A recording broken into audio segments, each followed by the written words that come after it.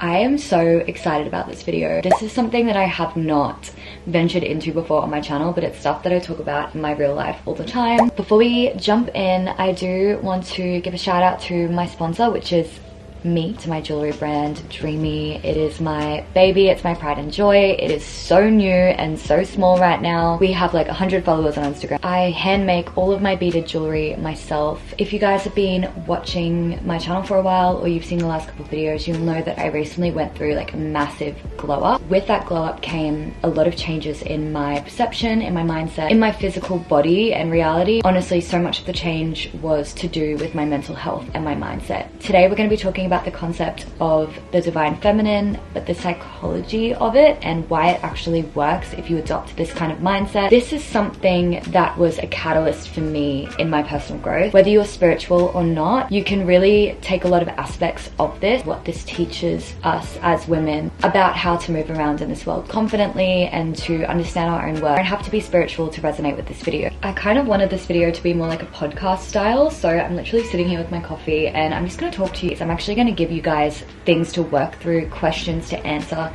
to really help you understand your own mind and your current mindset, and also help you understand where you want to be and how to get there. Firstly, who is this video intended for? Literally everyone. Specifically people who are casually dating. I feel like this is going to be really good for people who are in a position where they're currently meeting people, they're going out on dates, they're exchanging energy, putting themselves out there. If you are in a relationship, there are so many things you can take from this video as well. In fact, if you're in a relationship, this is probably some of the most important foundations that you can have when it comes to mindset that will help you have a healthy relationship with yourself and your partner. This is also for people who struggle with boundaries and tend to put people on pedestal. You know who you are. I used to be like that. This is also for people who struggle with insecurities while dating, so people who have maybe like a specific insecurity about their body. And then finally, what will happen to you when you implement these things? We are talking magnetism. I do truly believe that my reality has changed since I started thinking this way. I've had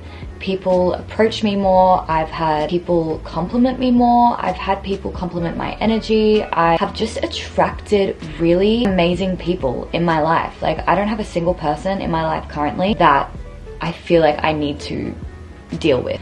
So what is, in my opinion, divine feminine energy? For me personally, when I think about what I relate to when I think of a divine feminine, the divine feminine is goddess energy, right? So she is not a chaser, she is a receiver of love. Does not chase validation. She never ever ever speaks down to herself, ever. Very self-assured, not egotistical at all. She has really strong boundaries. When I'm at my highest version of myself, when I am looking after myself, when I am in my most authentic energy, that is when I feel like I am the most magnetic or the most attractive to other people. I'm not talking about how I look, I'm talking about who I am and what I bring to the table. That is by far the most attractive thing about a person, is their energy, in my opinion. So to start off today, I'm going to be helping you guys to understand where you're currently at, how you see yourself, your self-concept, self-perception.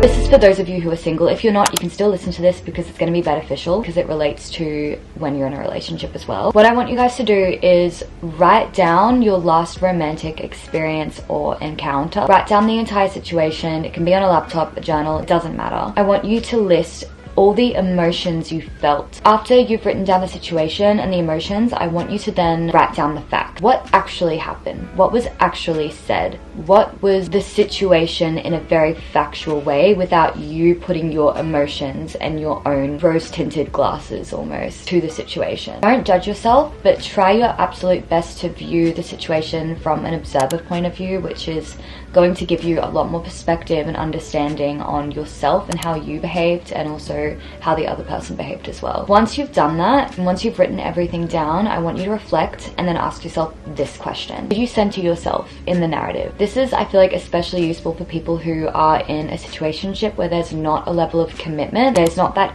exclusivity. Are you centering them, or are you centering yourself in the narrative? When you reflect on it, are you constantly thinking about what they were doing and what they did and what they said? I used to be someone who would reflect on situations and almost daydream a lot. I want you to literally imagine like a rubber band snapping back into place every time you start to overthink about someone else. What you could do as well is like replaying and reimagining the scenario, trying your best to put yourself in that visualization. You imagine what someone in their divine feminine energy would have done in that situation, and literally just start to reimagine and create almost like a false scenario out of the one that you had. What would the outcome have been if you were in this divine feminine energy? Imagine how it would have made you feel and the people around you feel if you brought that energy to the table. I did this, and over time I started to just embody this energy in my day-to-day life. When I go into certain scenarios that I'm unsure about, so maybe I'm going on a date or I am just like out and about meeting new people, I really feel like I am the highest version of myself. And it took me a long time to get to that point. It took me months and months of being very self-aware. So to recap that, when you're single, it is really,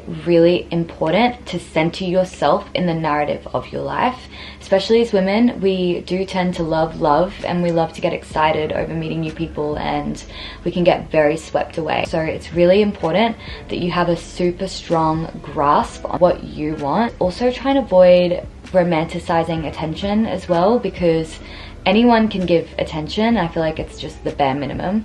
So when someone flatters you, I just want you to try not to romanticize that too much, because there is someone out there that is going to give you attention and flattery and going to tick all your boxes, and I don't want you chasing a feeling. Next up is encompassing the divine feminine when you're in a relationship, and I feel like this one is a little bit more difficult because you've already established your self-concept in that relationship, and that other person, your partner, has fallen in love with you, gotten into a relationship with a different version of you than you want to be. As I mentioned before, as women, we do tend to center our counterpart in our lives when it comes to love. Spiritually, the divine feminine should be the receiver of love, and like, I guess the divine masculine should be the chaser. But scientifically and realistically, we know that a relationship requires collaboration and it requires compromise, and it's not realistic to just have one person chase the other the whole time. However, I feel like as a woman in this society, I feel like we really need to heal the parts of us that have this disposition to want to provide for everyone else before ourselves. You know, it's that whole concept of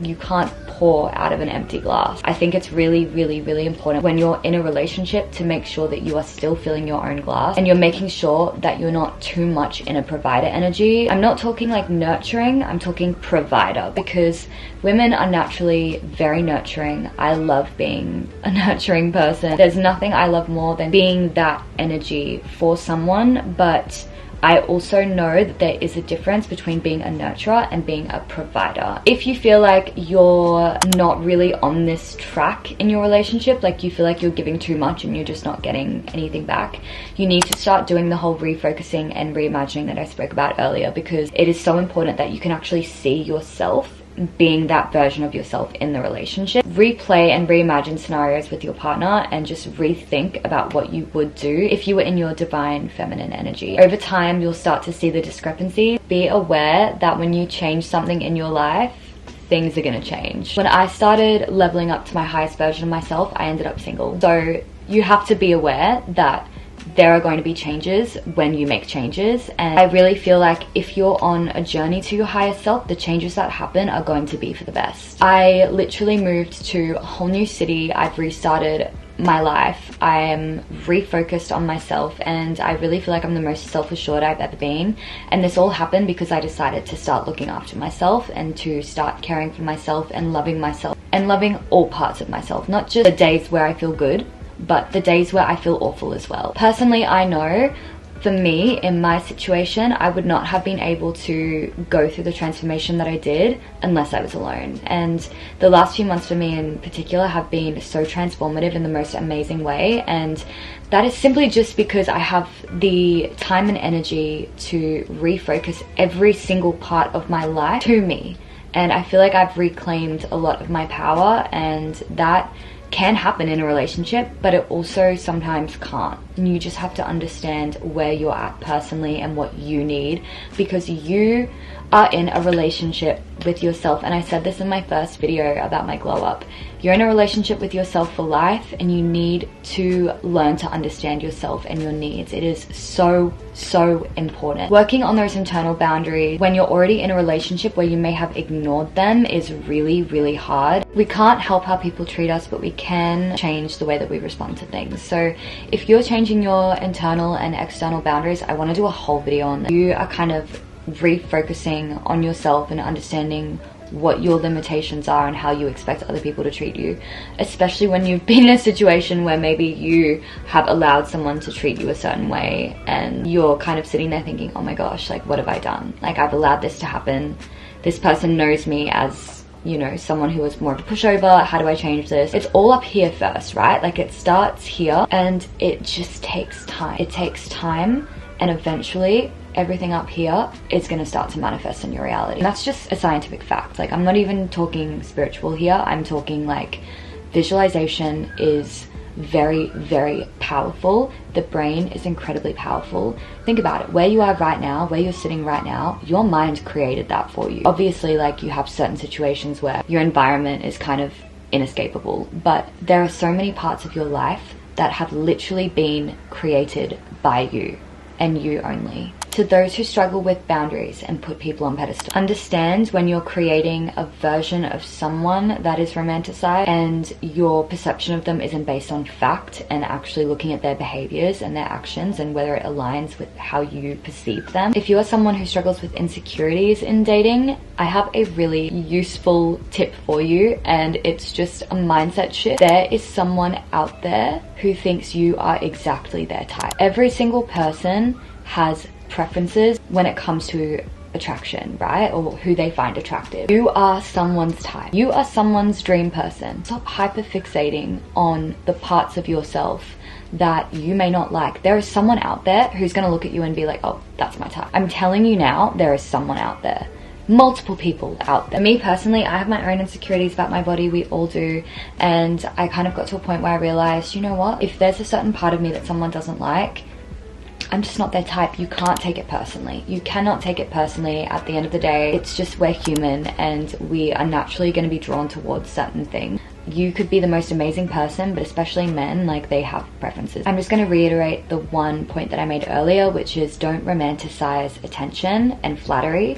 There's someone out there that will give you everything. They're going to tick all the boxes. They're going to give you the attention. You don't need to chase someone or allow someone in your life just because they're flattering you. What will happen to you when you become magnetic? My experience, I kind of briefly mentioned it before, has been why. You will literally feel like there is a force field around you. One of my favorite affirmations that I actually write a lot in my journal is about becoming invisible to negativity, and this is just something that I'll tell myself even in my mind throughout the day. I like to imagine that only good people have access to me, and I've been so intent on that. People will drop like flies. It's actually so funny how this has shaped my reality. And even if I start to talk to someone who maybe, you know, doesn't have the best energy, I feel like something just happens and they just leave. It's really about trusting your intuition and also knowing your worth as well. Even since being single, the men that I've come across, even just casually out and about, have all been so nice and so genuine, grounded, down to earth people.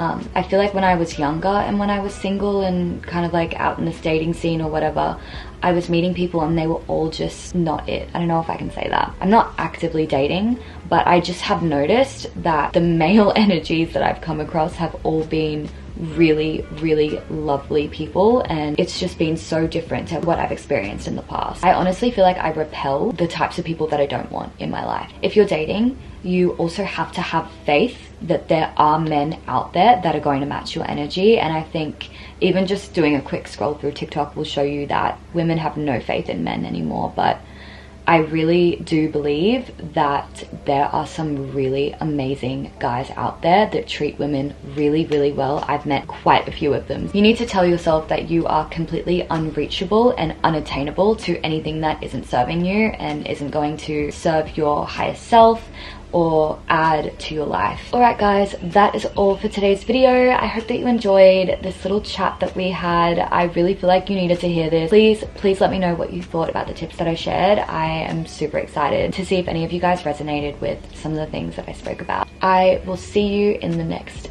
video. Until then, stay safe. Love you guys.